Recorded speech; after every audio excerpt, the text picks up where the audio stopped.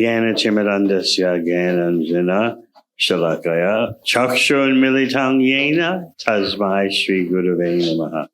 Jai Shri Krishna Chaitanya Prabhu Nityananda Shri Advaita Gadadha Sivasadi Gaur Bhakta Vrinda. Hare Krishna, Krishna Krishna, Hare Hare, Hare Rama, Rama Rama, Hare Hare. So the transcendental emotions are flooding as we hear the results of distributing these books from the spiritual world.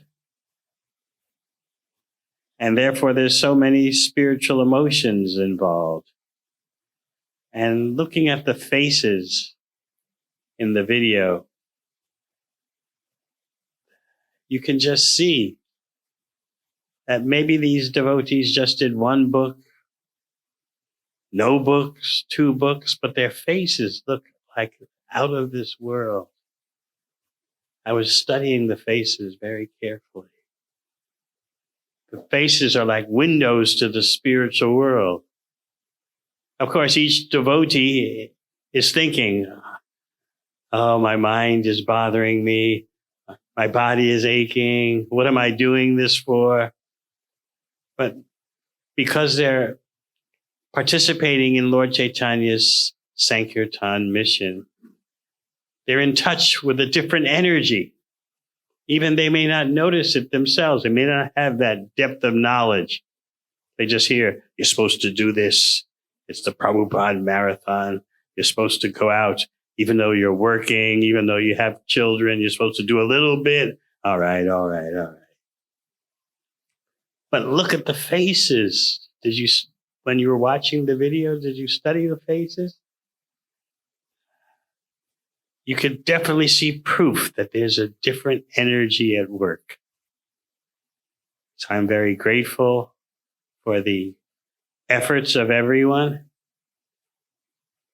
Whether you live at home, live in an ashram, work part-time, work full-time, have children.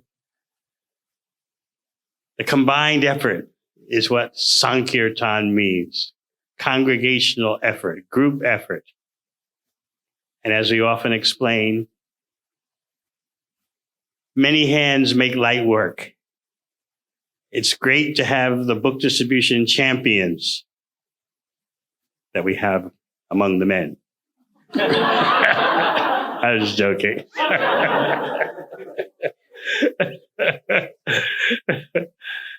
Of course, the ladies too.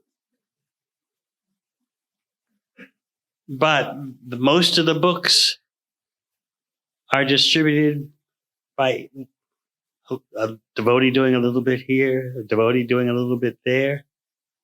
And you meet the most extraordinary people.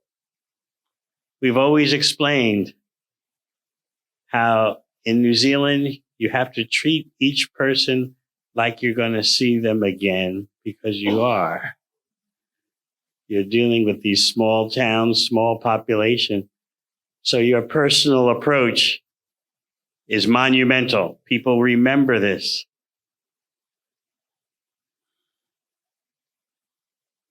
They're getting a chance to reconnect to Krishna. Sometimes we've heard after 20 years, oh, it's that same book. I used to have this.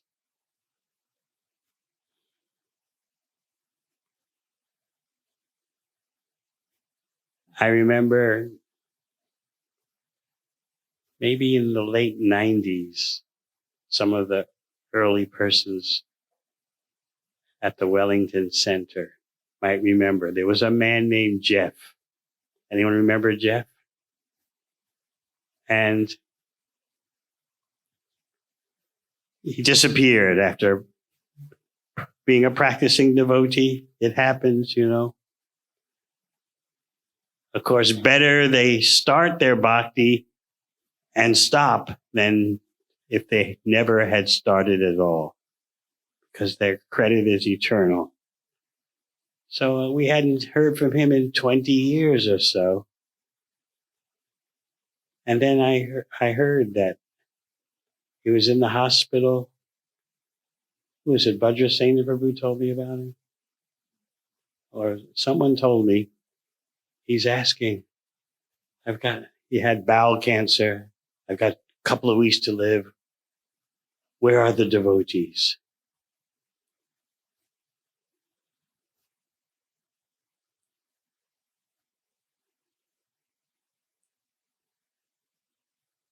You're actually executing a life and death mission. It's very blissful, sometimes very spiritually painful, sometimes exhausting, sometimes exhilarating. But don't forget, you're operating with a different energy. You're representing Sri Chaitanya Mahaprabhu. My heart was touched hearing about devotees' prayerful mood. And, this is New Zealand, not known for anything that smacks of religion. And yet, to hear these devotees say, I was praying between each person,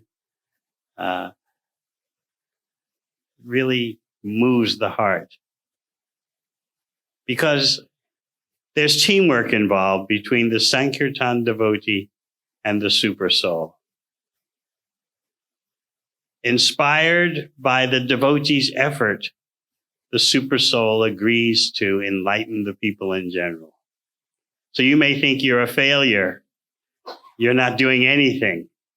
1 book, 2 books. But inspired by your efforts, Krishna reciprocates and lifts the curtain of ignorance that has descended upon the general population. So there's teamwork going on.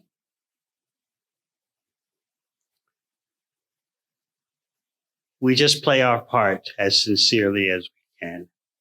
Yes, we want so many people to take books. We want so many people to take up the bhakti practice. That desire is certainly wonderful and commendable. We don't see the big picture because the big picture is beyond our vision.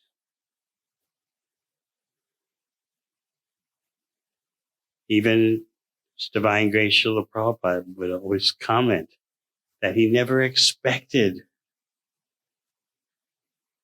how bhakti, Krishna consciousness would spread all over the world. He said, I'm just following the order of my spiritual master. What happens, happens. He said that he was trying to decide where to go from India, where to go overseas. So he said, my godbrothers, they went to London decades ago and failed. So I thought, let me go and fail in another place. So he went to New York. And he explained that I'm explaining this because so many of you talk about, it was a tough day. No one was taking any books in the car park, at the book table. Nothing was happening.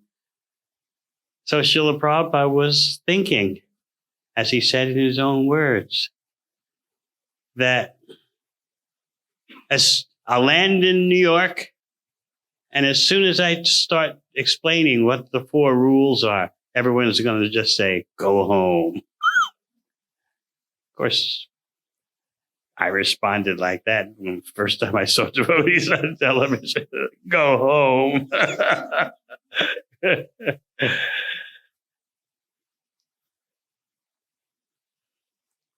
So Prabhupada described how in his first months in New York, regularly he'd go down to the shipping company of the Jaladuta, the boat that brought him from India, to find out when the next boat would be leaving to go back to India.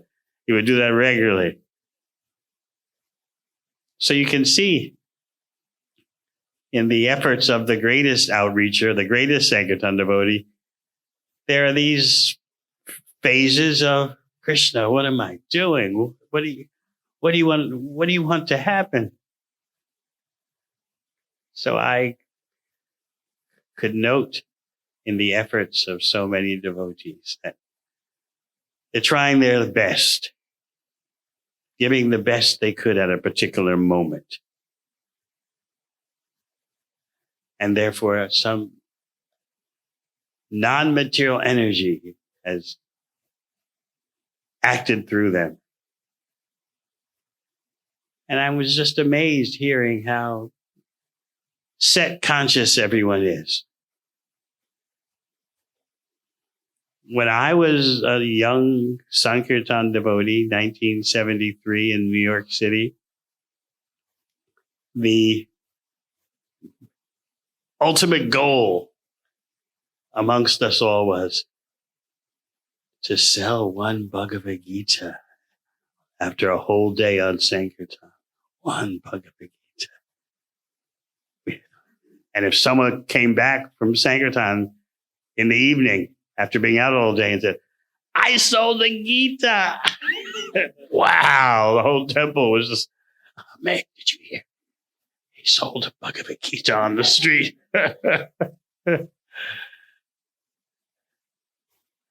Now we have devotees thinking, I sold a set, a set of Srimad Bhagavatam. So you all are inheriting a snowball that's coming down the hill, getting bigger and bigger. So I'm very grateful for your service, and we can see, you can hear that people's lives are impacted by these books. It's not just like there's so many religions, there's so many spiritual books, and here we are doing our little bit.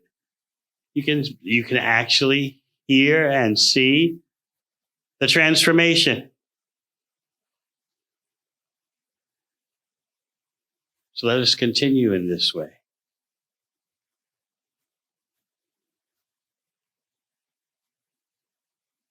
Let us take shelter of Lord Chaitanya and be happy.